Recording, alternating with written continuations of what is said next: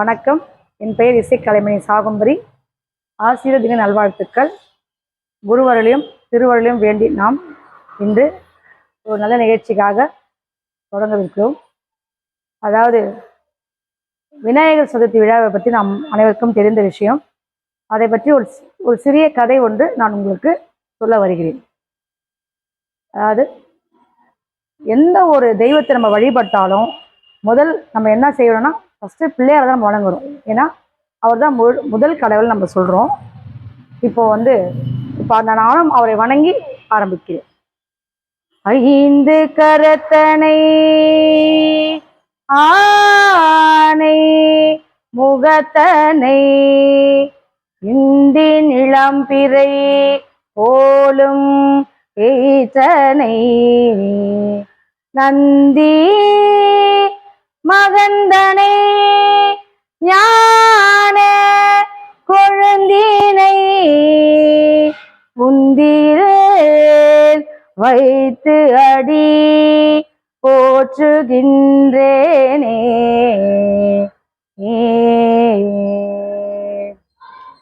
இப்படியாக நாம் அனைவருமே பிள்ளையாரை வணங்கி நம்ம ஒரு எந்த ஒரு காரியமும் தொடங்குவோம்.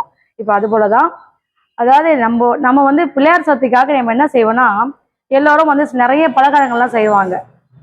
அவருக்கு பிடிச்சமானது இந்த பழங்கள், கரும்பு, அவருக்கு என்னென்ன பிடிக்கும், அந்த அவல் பொரி, இதெல்லாம் நம்ம எல்லாரும் சுவாமிக்கு நம்ம வச்சு படிக்கும்போது அதில் முக்கியமானதாக நம்ம ஒரு குழக்கட்டை செஞ்சு கொடுப்போம் சுவாமிக்கு.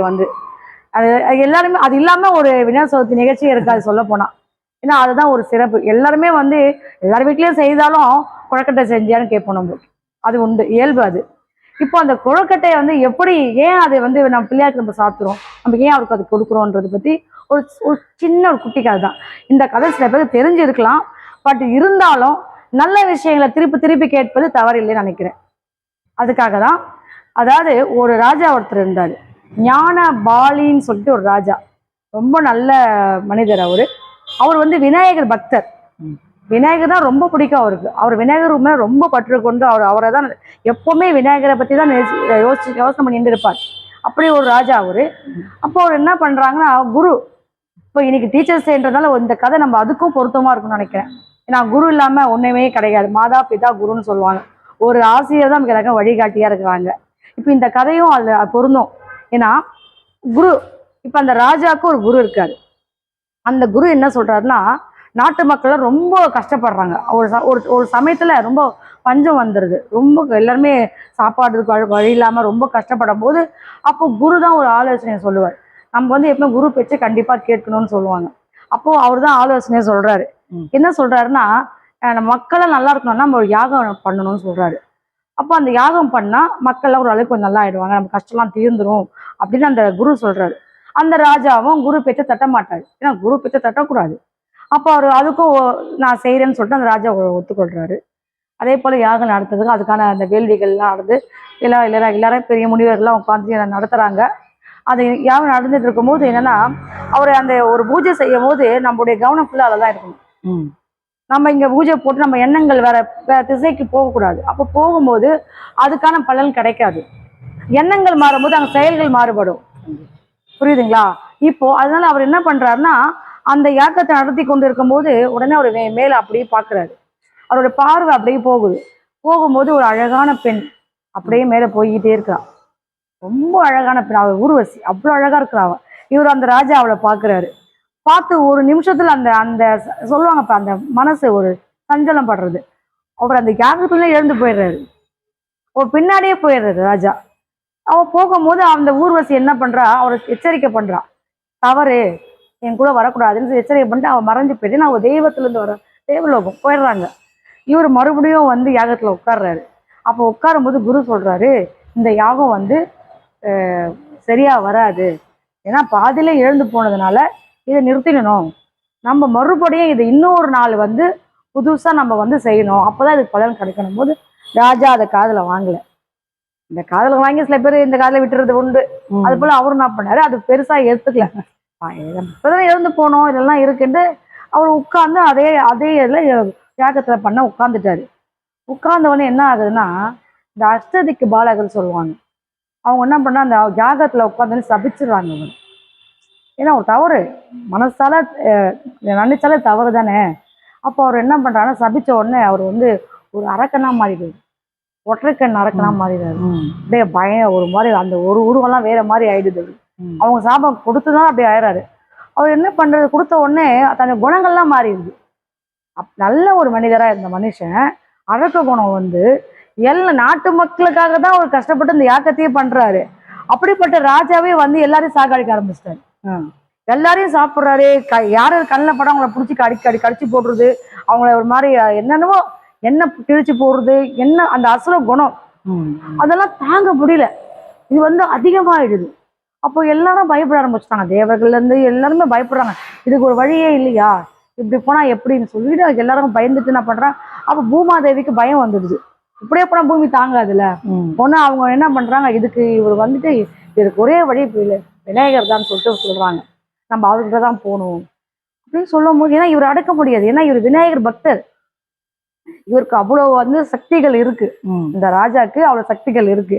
இன்னும் ஒரு அசுரனா மாறும், இன்னும் அதிகப்படியான சக்திகள் வந்துருது.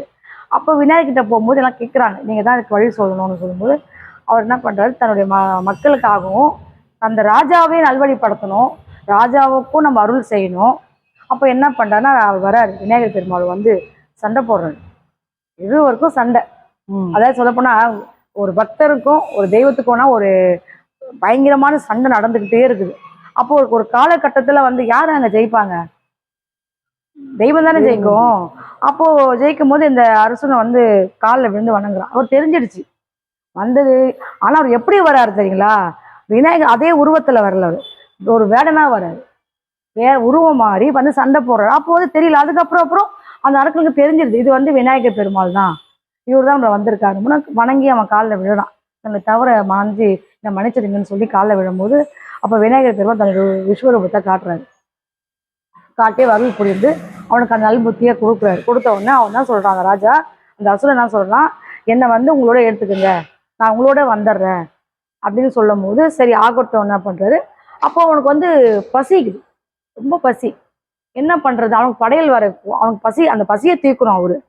அவனை சண்டை போட்டு அவனை இது பண்ணும்போது அவன் உள்ளுக்கு வாங்கிக்கணும், என்னோட சேர்த்துக்கோன்னு சொல்லும் போது அவர்னா அவனை பிடிச்சி அந்த அப்படியே பெசிஞ்சு நம்ம கொழக்கட்டை செய்வோம்ல, அந்த கொழக்கட்டை மாவு மாதிரி அவனை அப்படி உருட்டி பரட்டி ஒரு மாதிரி உருண்டையா செஞ்சுட்டு மோதகம் கையில, அது போல அவர் அந்த விநாயகர் வந்து அந்த அசுரனை நான் கையில் வச்சுக்கிறாரு. அதான் மோதகம்னு சொல்லுவாங்க. அந்த கொழுக்கட்டை அதை எடுத்து அவர் என்ன பண்றாருன்னா சாப்பிடுறாரு. யாரே பிள்ளையார் சாப்பிடு. அப்போ சாப்பிடும் போது உள்ளுக்கு அந்த அந்த கொழுக்கட்டை வந்து என்ன ஆகுதுன்னா பிள்ளையாருடைய வயிற்றுக்குள்ள போயிடுது.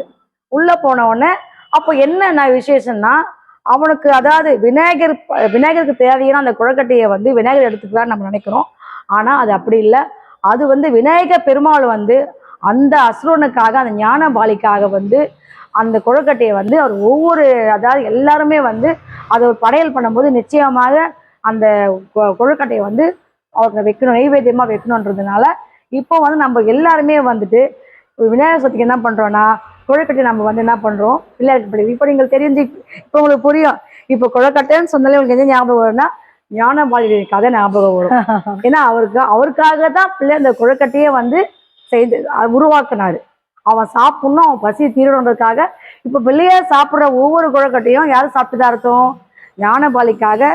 அதுதான் தெய்வத்துடைய இயல்பு. என்னன்னா என்னுடைய பக்தனுக்காக நம்புறவங்களை கடவுளை வந்து கைவிட மாட்டார் என்றுமே. எப்பவுமே வந்துட்டு தன்னுடைய நம்ம நம்பி வர பக்தர்களை வந்து எந்த ஒரு தெய்வமும் கைவிடாது என்பது இது ஒரு கதை. அதே போல குரு பேச்சை நம்ம கேட்கலாம், இது போல சில விஷயங்கள் நடக்கும். அதுக்காக இன்னைக்கு வந்து குருவுடைய நாள், அதாவது ஆசிரியர் நல்வாழ்த்துக்கள் அப்படின்றதுக்காக ஒரு சின்ன ஒரு லைன். அது என்னன்னா, விழி கிடைக்குமா, அபய கரம் கிடைக்குமா, குருநாதன் சரணத்தில் நிழல் கிடைக்குமா, விழி கிடைக்குமா, அபய கரம் கிடைக்குமா, குருநாதன் சரணத்தில் நிழல் கிடைக்குமா. இப்படி ஒரு பாட்டு, ரொம்ப இந்த பாட்டு நிறைய பேர் கேட்டிருப்பீங்க. இந்த பாட்டு வந்து இன்னைக்கு நான் குருவுக்காக, என்னுடைய அனைத்து குருமார்களுக்கும், எனக்காக இசை சொல்லி கொடுத்த அனைத்து குருமார்களுக்கும் நான் வந்து இந்த நாளில் நன்றியை தெரிவித்துக் கொள்கிறேன். நான் இன்று ஒரு பள்ளியில் ஆசிரியராக இருப்பதில் பெருமை கொள்கிறேன். இசை ஆசிரியராக பணிபுரிந்து வருகிறேன். இன்னும் நிறைய மாணவர்களை உருவாக்க வேண்டும் என்பது என்னுடைய ஆசை. இப்போ அடுத்த நிகழ்ச்சி நம்ம சந்திப்போம். நன்றி, வணக்கம்.